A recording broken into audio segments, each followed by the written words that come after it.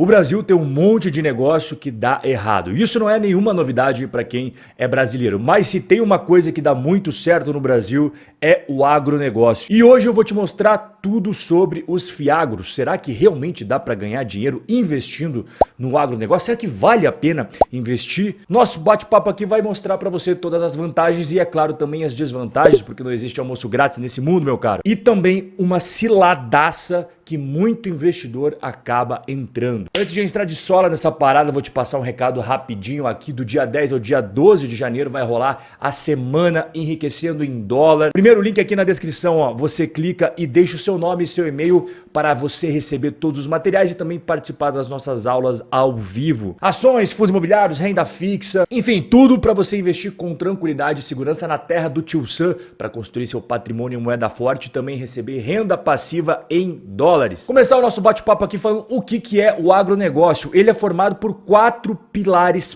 principais: insumos, produção, distribuição e o consumo. Insumos são todas aquelas coisas que ajudam na indústria do agronegócio, como por exemplo a mão de obra, o maquinário, os adubos. Já a produção é o cultivo do solo, ou seja, o milho, o café, algodão, soja e também, é claro, a criação de animais. A distribuição é caracterizada pelo processamento, pelo transporte, como o próprio nome diz, a distribuição dos produtos agropecuários. E o quarto e último pilar são os clientes finais, ou seja, aqueles que consomem, que recebem os produtos, sejam eles processados ou sejam eles in natura. E qual que é a importância do agronegócio para o Brasil? O agronegócio é um dos propulsores da economia brasileira e também um dos setores que mais emprega no Brasil. Ou seja, atualmente é impossível falar sobre economia brasileira sem falar do agronegócio. Dá uma olhada aqui os top produtos mais exportados pelo Brasil. Primeiro lugar a soja, quinto lugar a carne bovina, sexto lugar café, oitavo lugar carnes de aves. E se você tiver curiosidade para saber esses outros produtos que o Brasil também exporta bastante,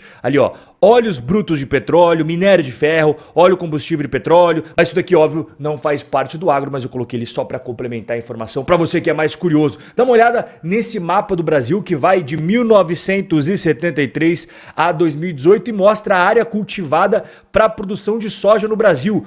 Olha como vem crescendo, vem expandindo cada vez mais. E de 1995 a 2021, na média, o agronegócio brasileiro foi responsável por 23% da economia. E em valores monetários, o PIB do Brasil fechou 7,45 trilhões em 2020 e o PIB do agronegócio chegou a quase 2 trilhões de reais. Agora, como que o agronegócio capta dinheiro? Como que o agronegócio se financia? O maior problema do agro brasileiro não está na capacidade de produção, mas na dificuldade em financiar de forma adequada a realização de cada safra. Estudos da Organização das Cooperativas Brasileiras apontam que o custo total para você realizar uma safra agrícola no Brasil gira em torno de 1 trilhão de reais. Em 2021, o Plano Safra, que é o principal programa governamental de estímulo para o setor produtivo do agronegócio, ofertou 250 bilhões. Opa, pera lá, se o custo total da realização da safra brasileira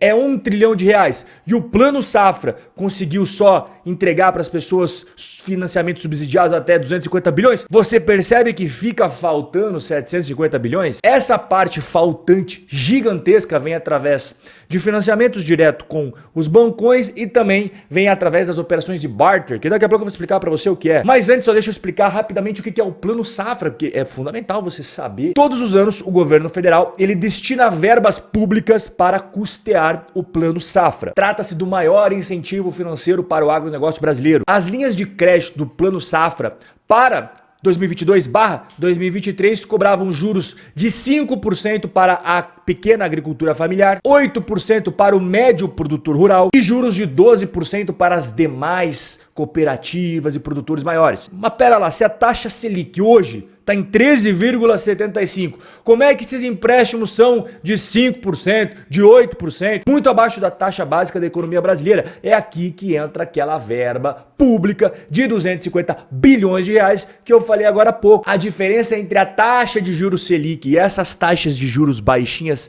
subsidiadas vem através da grana do Plano Safra. Só que, como você percebeu, o Plano Safra não é o suficiente para financiar todo o custo total que gira na casa de 1 trilhão de reais. 250 bilhões ele consegue, o resto é através, como eu falei, de financiamento junto a bancões, mas principalmente através das operações de barter. E o que é barter? É o escambo. Essa operação é realizada no Brasil desde a década de 90. Como, por exemplo, X sacas de soja equivalem a X quantidades de fertilizantes. Dessa forma, o produtor rural ele não precisa utilizar dinheiro para adquirir insumos. E de uns tempos para cá nós tivemos mais uma fonte de captação de dinheiro. Imagine que você tem uma plantação de soja e precisa de 5 milhões de reais para financiar a sua produção. Você pode conseguir o dinheiro a taxas subsidiadas através do Plano Safra, se você tiver sorte, mas não tem dinheiro para todo mundo. Você pode bater na porta de um bancão, mas os custos geralmente costumam ser elevados. Ou você pode fazer o escambo igual eu te expliquei agora há pouco nas operações de barter. Ou você pode captar através de um certificado de recebível agrícola, que é um CRA. Você vai bater na porta de uma securitizadora e vai vender os seus recebíveis, ou seja,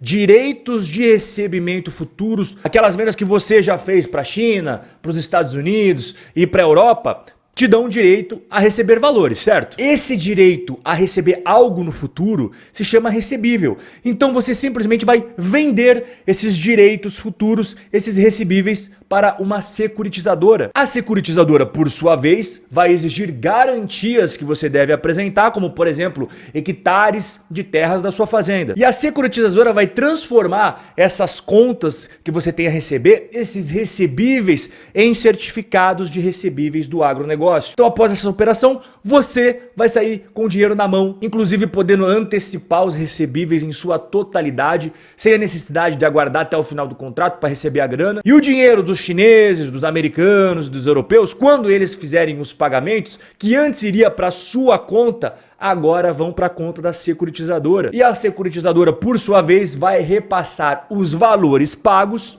aos donos dos CRAs. Aqui está o desenho para você de tudo aquilo que eu expliquei até agora. Aqui está o produtor rural, que ele vai repassar os recebíveis para uma securitizadora. A securitizadora vai criar um CRA e os investidores vão comprar este CRA. Por sua vez, o dinheiro vai ir direto para o produtor que fez a antecipação desses recebíveis, vendendo eles para uma securitizadora, e toda vez que os gringos forem pagar aquele produtor rural, o dinheiro não vai mais para ele, o dinheiro vai cair na conta da securitizadora, que vai, obviamente, repassar isso para os donos dos CRAs. E o que são, afinal de contas, os fiagros, né? São aqueles que compram esses CRAs. Fiagro é um tipo de fundo de investimento que investe nas cadeias produtivas da agroindústria, sejam imóveis ligados ao setor do agro ou na própria atividade rural. Disponível para os investidores desde outubro de 2021, os fiagros funcionam de forma muito semelhante aos fundos de investimento imobiliários, os FIIs. Inclusive, a Comissão de Valores Imobiliários, que é a CVM, regulamentou o fiagro com base na mesma legislação dos fundos de investimentos imobiliários. Mas cabe ressaltar aqui, segundo a própria CVM, na sua resolução 39, que existem 3 tipos de fiagro. O primeiro é o fiagro FDIC, que são fundos de direitos creditórios do agronegócio. O segundo são os fiagros FIP, que são aqueles fundos de investimento para adquirir participações societárias em empresas do agronegócio. E o terceiro e último, que é o que mais interessa aqui para nós, são os fiagros FIIs, ou seja, que tem o objetivo de investir em propriedades imobiliárias do agronegócio, como por exemplo os fundos imobiliários de tijolo fazem, ou em títulos de renda fixa do setor agro, como por exemplo os CRAs, igual eu expliquei. E qual que é a rentabilidade dos fiagros? Eu coloquei aqui 3 principais na tela para você. Inclusive, olha que interessante, todos eles abaixo de R$10 a cada cota, você consegue facilmente começar a investir em fiagros. Dá uma olhada na coluna da direita, dividend yield, ou seja, quanto que você recebe de dividendos proporcional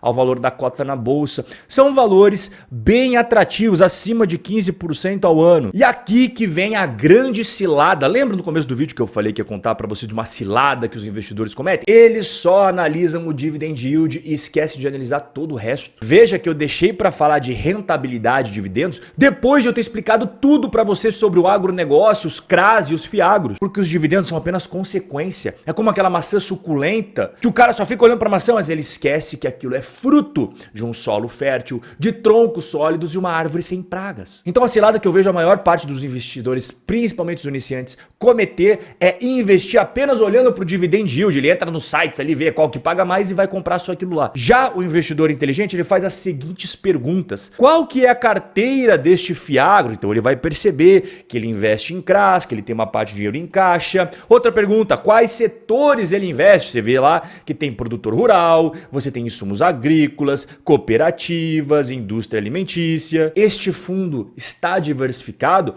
Então ele percebe que o fundo está diversificado em vários estados brasileiros. Isso acaba mitigando problemas como, por exemplo, riscos climáticos. Qual que é a remuneração dos CRAs que o fundo investe? Então ele sabe que, por exemplo, aqui no caso do XPCA, vai ser CDI mais 4,5% e também uma parte é IPCA mais 9%. Quais são as garantias? Toda operação de crédito tem que ter garantias e quanto mais sólido aquilo, melhor para o investidor caso venha ter um problema lá na frente. E isso tudo está dentro de um relatório de qualquer Fiagro que é divulgado mensalmente para o investidor. Basta ele separar ali alguns minutinhos para ele ter muito mais tranquilidade na hora dele investir. E por último, vem a questão de quanto paga, que infelizmente o investidor iniciante inverte e bota isso só como o primeiro tópico. Por sinal, o primeiro e único, né? Que ele não vê mais nada. Ele só foca no dividend yield, esquece de todo o resto. Mas depois de todo o nosso bate-papo aqui, é óbvio que você não vai cair nessa cilada, porque agora você já sabe tudo o que significa o Fiagro, o que são os CRAs, a força do agronegócio. E eu vou querer saber a sua opinião. O que você acha dos Fiagros? Você já tem carteira? Vai ter num futuro próximo? Não vai ter? Não sei. Me diga aqui embaixo. E a gente vai se ver no nosso próximo encontro. Um forte abraço e até a próxima.